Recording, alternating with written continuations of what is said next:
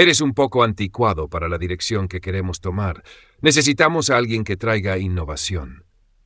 Me llamo Ricardo Domínguez, tengo 62 años y hasta esta mañana fui el director de finanzas en Grupo Meridional, una empresa manufacturera con sede en Monterrey.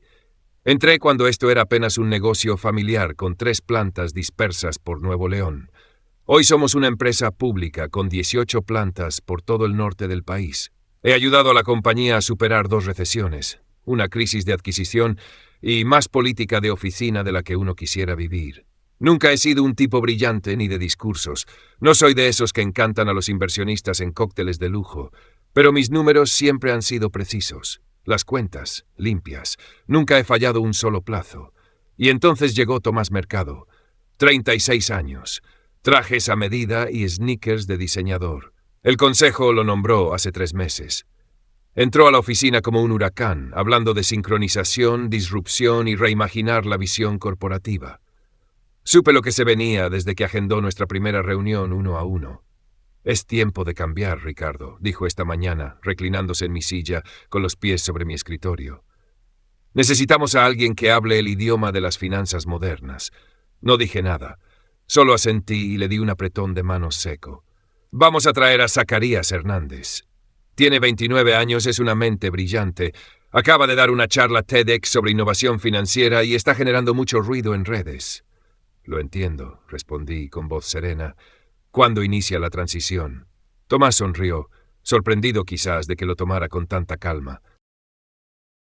«En 2 semanas lo anunciaremos en la próxima junta del consejo», dijo Tomás. «Ya empaqué mis cosas», respondí.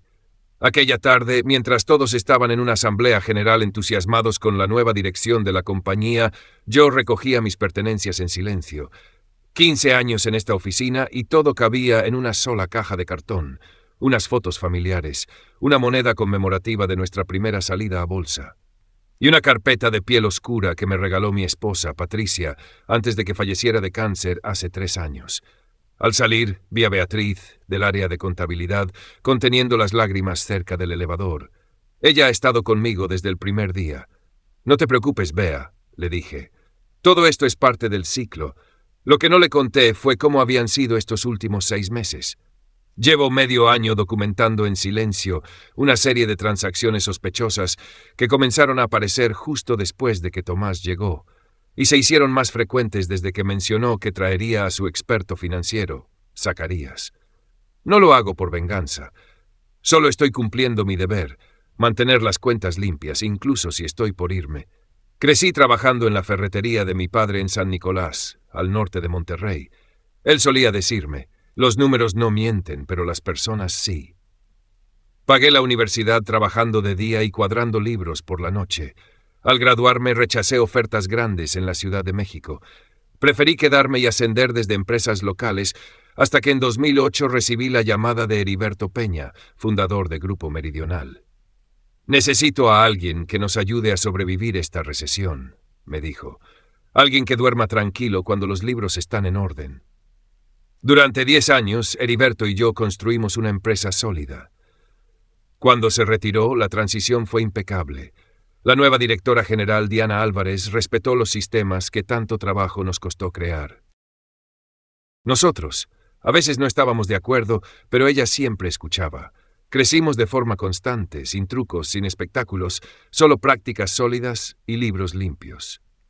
Luego Diana Álvarez se jubiló. El consejo quería aire fresco. Y entonces llegó Tomás Mercado, MBA en Harvard, experiencia en una startup de Silicon Valley, más conocida por levantar capital que por generar utilidades.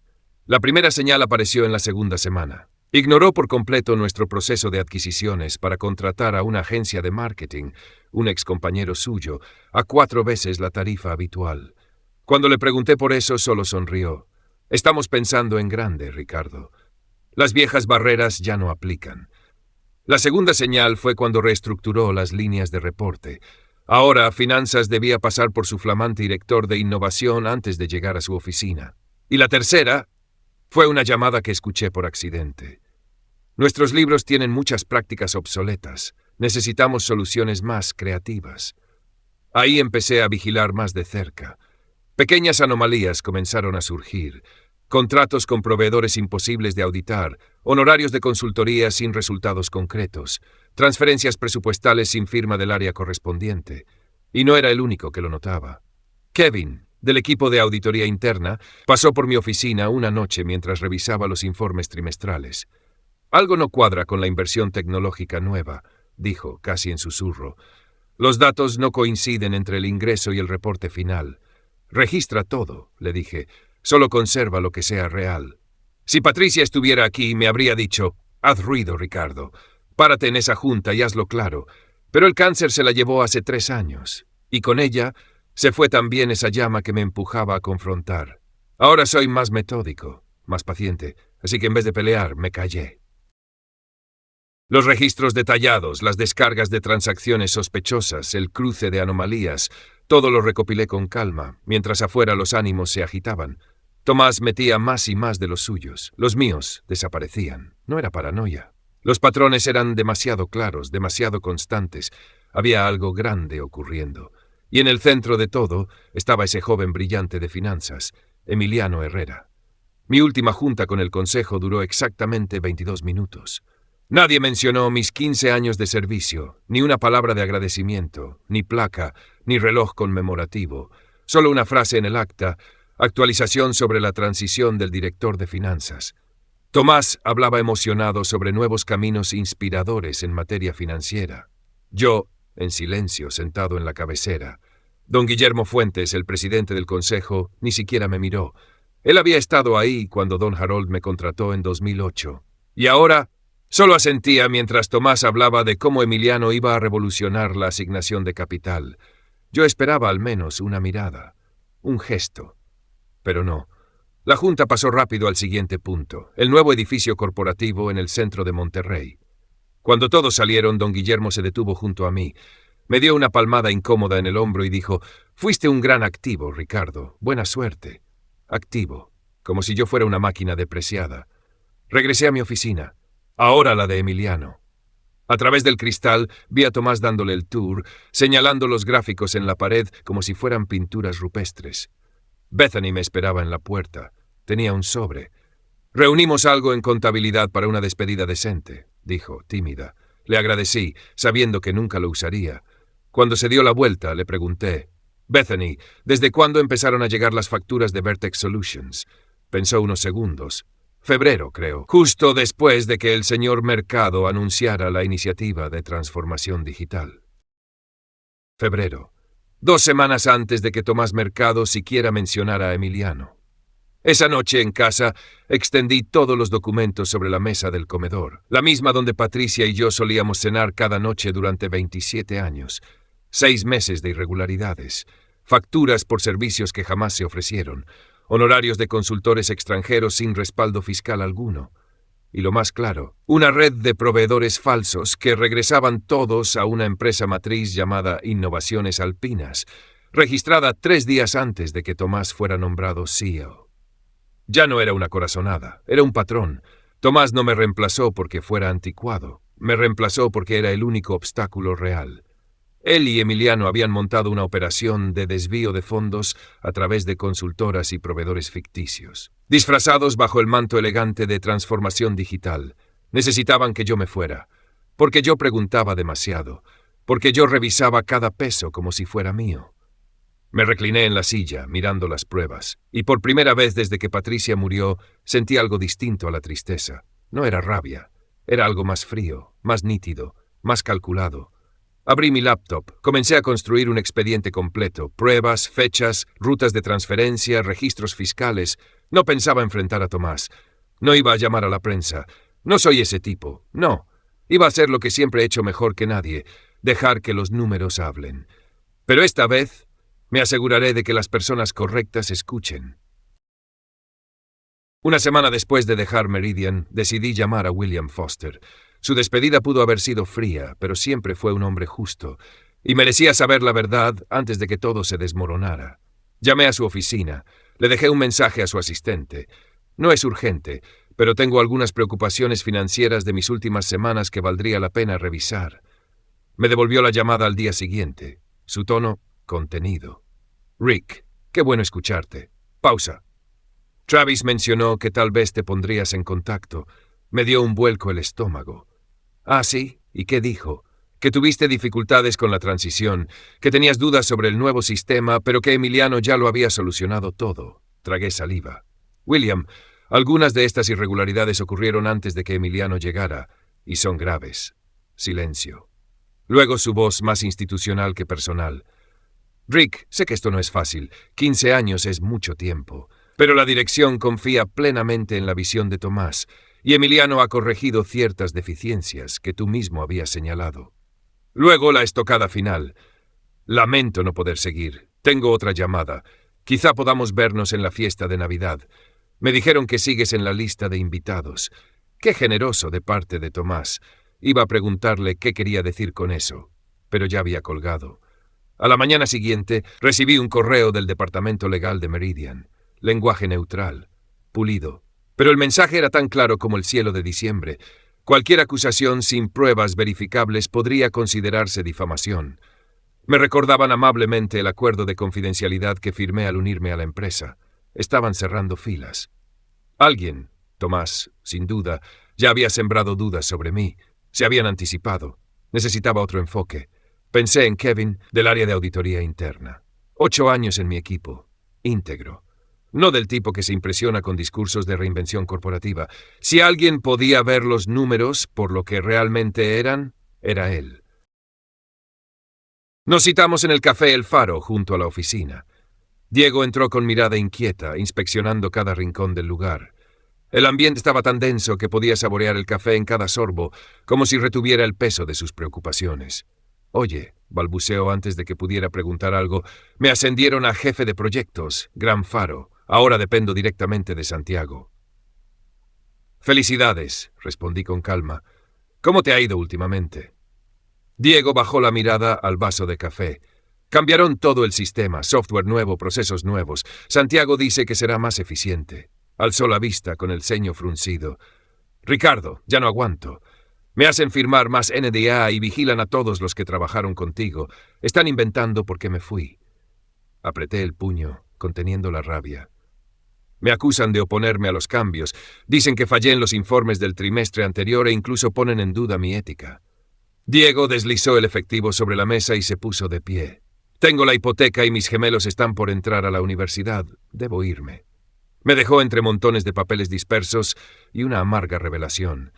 La directiva me había acorralado. Querían silenciarme. Pero olvidaron que aún conservo mi as bajo la manga. Sigo teniendo acceso al servidor de auditoría. En mis últimos días, mientras todos creían que me dedicaba a limpiar mi escritorio en silencio, yo creé en secreto una cuenta administrativa de emergencia, un trámite tan rutinario en los procesos de transición de sistemas que pasó desapercibido. Esa cuenta no duraría para siempre, pero sería suficiente para actuar a tiempo. Aquella noche, usé las credenciales de emergencia para ingresar al servidor de auditoría de Innovaciones Aurora. Con rapidez, rastreé las transacciones financieras que había identificado previamente. Lo que descubrí eclipsó todas mis dudas iniciales. Corporativo Sierra no es simplemente una empresa holding. Es el epicentro de una red de entidades fantasma, un laberinto de transacciones diseñado para ocultar conexiones internas. Varias operaciones datan de antes de que Javier se uniera a Aurora, demostrando que no era un acto de corrupción oportunista, sino una intrusión meticulosamente planificada. Cuanto más indagaba, más claro se volvía el panorama. A Javier no lo contrataron por su capacidad, sino que lo incrustaron. Su antigua startup en Silicon Valley tenía un mayor prestigio, y aquellas ganancias milagrosas estaban financiadas por el mismo fondo de inversión que recientemente obtuvo 3 asientos en el Consejo de Administración de Aurora, incluyendo el que ocupa Emiliano, el nieto de don Fernando Morales, incorporado apenas hace 6 meses. No estamos ante el esquema típico de un ejecutivo robando a su propia empresa. Esto es un ataque coordinado, un expolio lento bajo la apariencia de modernización. Descargué todos los datos posibles y los ordené meticulosamente. Ahora tengo en mis manos la evidencia que desenmascara toda la conspiración. Al amanecer, descubrí que más de $12 millones habían sido sustraídos de varios departamentos mediante expedientes falsos, contratos inflados con proveedores, acuerdos de servicios exagerados y honorarios de consultoría ficticios. Agotado, preparé un café y salí al porche trasero, contemplando el amanecer sobre el río Bravo. Catalina y yo compramos esta casa por la serenidad del paisaje, pensé. El fluir del agua calmará tus ideas confusas, solía decirme. Al principio quise denunciarlo todo al consejo, pero ahora veo que el problema va más allá de Javier y Ricardo. Es probable que algunos miembros del consejo más altos estuvieran coludidos, lo que explicaría el manto de silencio y encubrimiento. Había anhelado reemplazar a Diana con un independiente apenas se jubilara. Pero esta vez debía actuar con astucia y estrategia. Pasé la mañana trazando el mapa de relaciones entre los consejeros, aquellos vinculados con Javier y las empresas fantasma. Al mediodía identifiqué a 3 consejeros que podrían estar libres de complicidad. Elena Mendoza, exdirectora de producción, entró tras retirarse de una firma competidora. David Peña, representante del Fondo de Pensiones de los Trabajadores. Antonio Ruiz, el consejero de mayor edad, rara vez habla pero nunca rehúye el voto decisivo. Y mi hallazgo más inquietante, Carlos Herrera, quien fue socio fundador de Soluciones Vértice, un proveedor clave de Corporativo Sierra, aparece en los estatutos fundacionales de hace 3 años, a pesar de haber sido borrado de los documentos públicos antes de unirse a Innovaciones Aurora. Todo indica que este plan llevaba tiempo en marcha. Mientras compilaba la evidencia, sonó mi teléfono. Número oculto, pero contesté de inmediato. ¿Habla Ricardo Domínguez?, preguntó una voz femenina suave. Soy Valeria Taylor. Taylor, ¿cómo me encontró?, inquirí con cautela. Trabajo para la Securities and Exchange Commission. Recibimos un aviso anónimo de irregularidades financieras en Manufacturas Aurora vinculadas a la nueva cúpula directiva. Creemos que usted posee información clave. Podría concertar una reunión extraoficial. Mi corazón latió con fuerza. Si el caso llegaba a la CNBV, las acciones caerían en picado y miles de empleados, como Berenice y Diego, se verían afectados. Pero la llamada de la SEC lo cambiaba todo. Necesito más tiempo, respondí. ¿Para qué, señor Domínguez? Para garantizar que la evidencia permanezca intacta, expliqué. 3 días atrás había preparado cada detalle. Copié los documentos en múltiples servidores seguros y establecí un switch de muerte. Si no introduzco el código cada 48 horas, la información se enviará automáticamente a la CNBV, al Departamento de Justicia y a 3 periodistas de renombre, Claudia Márquez, Javier Torres e Isabel Cruz. Luego redacté correos para los 3 consejeros que aún considero limpios, Elena Mendoza, David Peña y Antonio Ruiz. Con todas las piezas en su lugar, llamé de nuevo a Valeria para definir los siguientes pasos. Sofía me miró en silencio unos segundos. La tensión en su rostro se aflojaba lentamente, como si la idea de que no todo estaba perdido le permitiera respirar un poco mejor. Ricardo, esto es real, ¿verdad? ¿Estás haciendo algo con todo lo que encontraste? Sí, pero no puedo hacerlo solo. Necesito saber que si esto explota, hay alguien adentro que pueda validar lo que viene después. Sofía asintió con firmeza. No hubo promesas grandilocuentes. Solo una comprensión silenciosa entre 2 personas que alguna vez creyeron que la integridad podía sostener una empresa entera.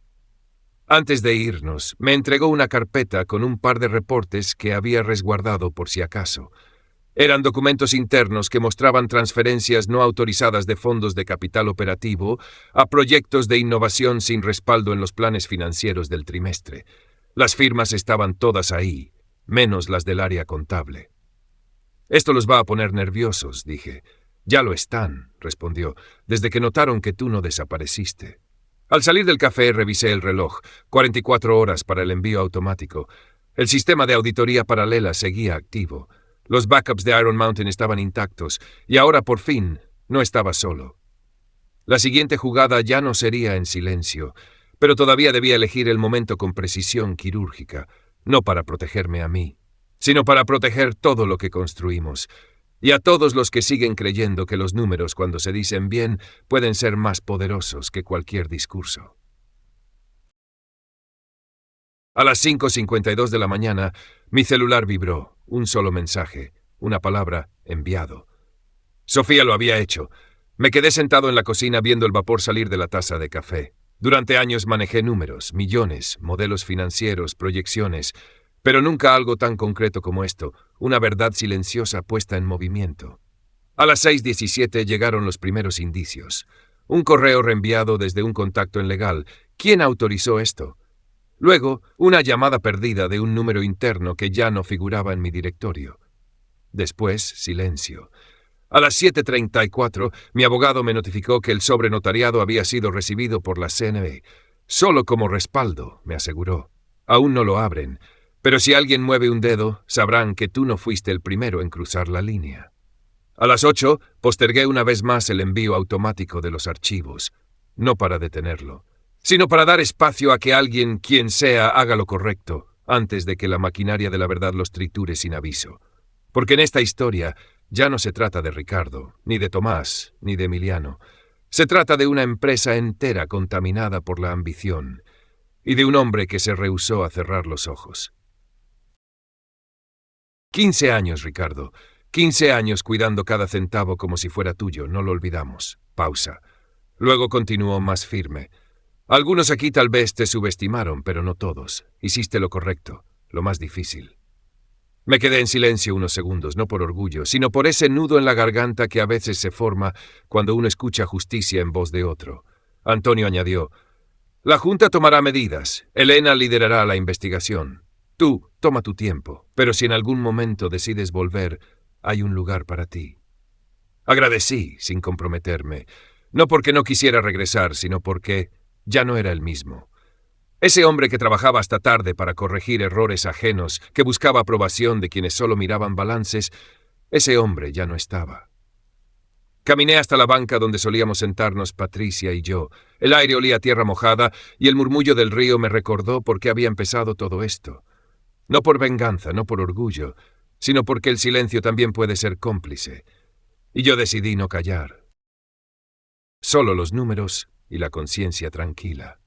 Ese fue mi verdadero cierre. Desde aquí, rodeado de pinos y el murmullo constante del viento entre las colinas, me he permitido algo que olvidé durante años: respirar sin prisa. Aurora está en buenas manos. Sofía dirige el área financiera con firmeza. Diego encontró un nuevo rumbo en una firma más ética, y hasta Elena me escribe de vez en cuando, preguntando si leeré su borrador sobre gobernanza corporativa. ¿Yo? Me limito a enviarle correcciones en los márgenes, a lápiz. Algunas tardes saco la vieja libreta donde aún guardo las primeras notas que tomé cuando descubrí las irregularidades. No por nostalgia, sino por certeza. Porque aunque intentaron silenciarme, los hechos, como siempre, terminaron hablando por sí solos. Y ahora, cuando alguien me pregunta qué hice tras retirarme, solo sonrío y digo: cerré bien mis cuentas. Y así cerré el capítulo final, no con venganza ni gloria, sino con propósito. La corrupción fue expuesta, los responsables enfrentaron consecuencias y las bases para una nueva cultura en Aurora quedaron cimentadas por quienes realmente entienden el valor de hacer lo correcto, incluso cuando nadie mira. Patricia habría estado orgullosa. Ahora, en estas montañas tranquilas, entre hojas que crujen bajo mis botas y un café humeante entre las manos, me queda algo simple pero esencial: la certeza de haber cumplido, no por reconocimiento, sino porque al final del día los números no mienten, y la verdad, cuando se le da tiempo, siempre encuentra su camino.